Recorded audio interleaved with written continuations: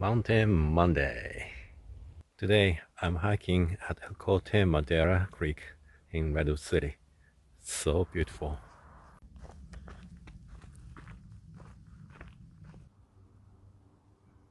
Wow, look at this. I used to have this anxiety on Sunday evening thinking about Monday. Now I don't have it anymore. Probably you know why. It's a great benefit my company, an independent business, offers.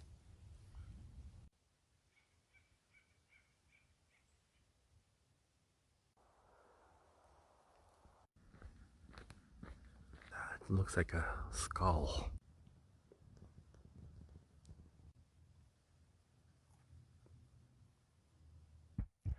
I'm taking a break at the Vista Point. It's just such a quiet Monday morning, just wind howling through. I'm so grateful that I can do this almost every Monday, blocking my calendar. I'm so grateful to my own decision 6+ years ago that I started my business. It wasn't an easy path, but I mostly enjoyed the ride, and now I have this. I hope you get there too.